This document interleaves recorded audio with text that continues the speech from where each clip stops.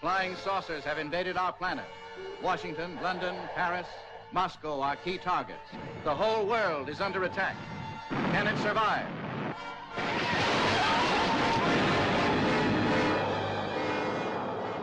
For over 70 years, if a commercial pilot, a military radar operator, or an everyday citizen reported seeing an anomalous object in the sky, the response wasn't scientific curiosity.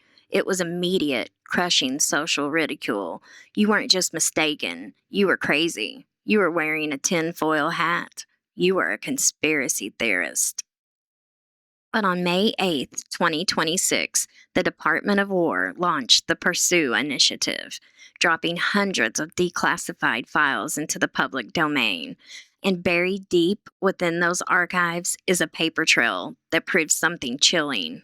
The laugh track surrounding UFOs didn't happen by accident. It was engineered. In January 1953, a secret CIA directorate sat in a closed-door meeting and intentionally drew up a blueprint to make the entire subject a laughingstock. Their goal wasn't to hide aliens. It was to hack public psychology.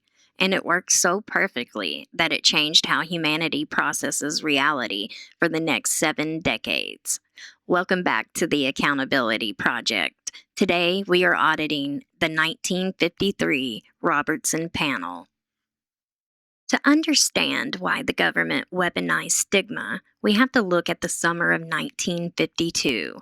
The Cold War was freezing over. The threat of Soviet nuclear annihilation was a daily reality.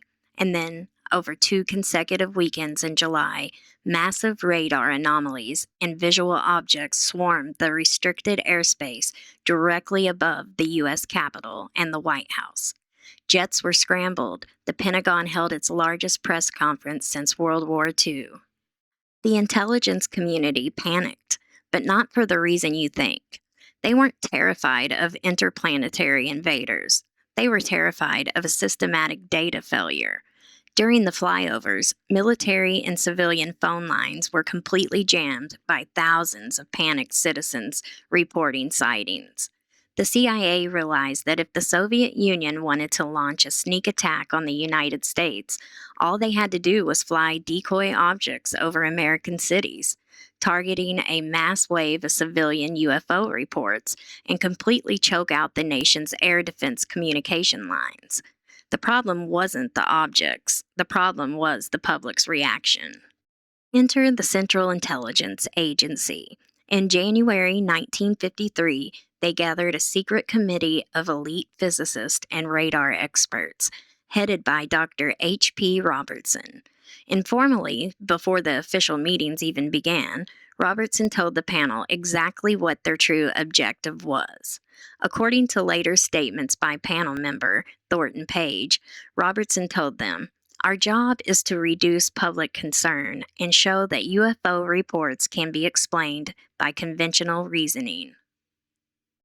They didn't look at the data to find the truth. They looked at the data to build a containment strategy.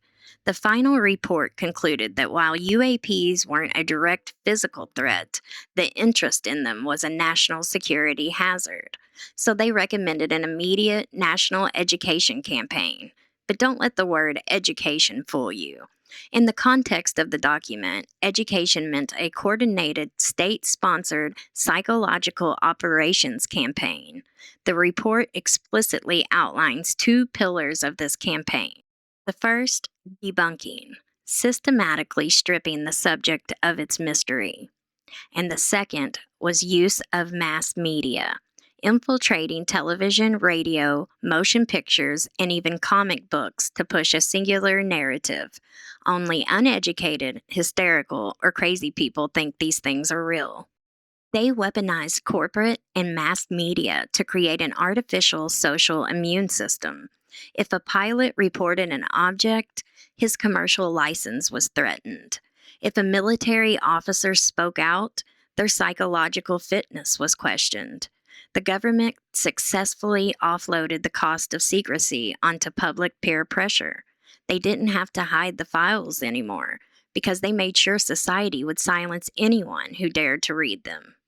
This brings us back to the present day.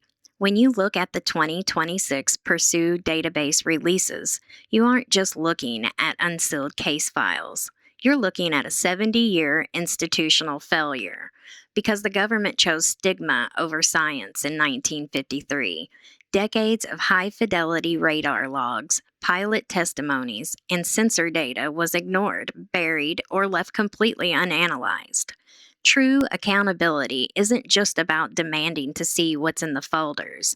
It's about acknowledging the deliberate psychological manipulation used to keep those folders closed.